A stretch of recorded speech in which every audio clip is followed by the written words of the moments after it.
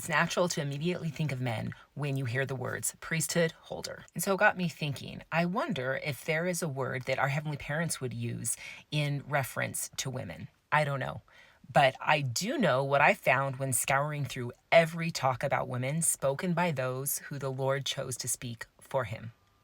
There were two words that came up over and over again, specifically in reference to women. I had never contemplated or reverenced these words before because, whether I'd like to admit it or not, somewhere in me, I had the belief that the role of holding the priesthood was more important than my role. One word I heard over and over again, along with many of its synonyms, was inherent. Elder Matthew Cowley taught that men have to have something given to them in mortality to make them saviors of men, but not mothers, not women. They are born with an inherent right, an inherent authority to be the saviors of human souls and the regenerating force of the lives of God's children.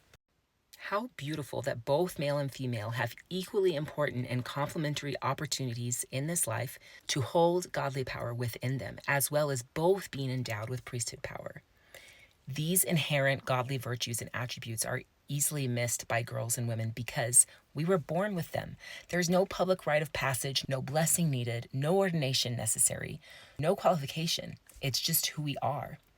If a girl doesn't understand and reverence her unique inheritance, it can be confusing as she watches boys receive their godly power in a very different way.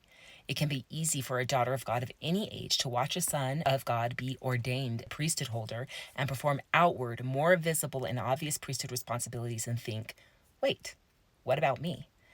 Because according to the world, more visible equals more important.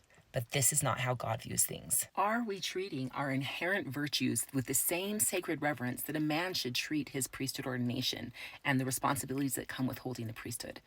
What if a priesthood holder scoffed at or ignored his priesthood responsibility? What if he didn't take the time to understand it and use it for good?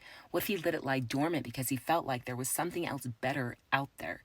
It would completely diminish the power he was given, and he could not be able to use it as he could. Likewise, what if we scoffed at or ignored our inherent gifts, taking no time to understand and use them for good, letting these gifts lie dormant because we feel someone else has something better?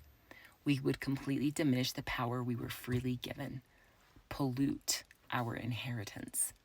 Women of God who magnify their inherent right and accompanying gifts through the priesthood power they are endowed with bless the world just as powerfully as men who honor their priesthood. But when a woman or man miss the mark and work contrary to God's wisdom, they are working devoid of that exact power.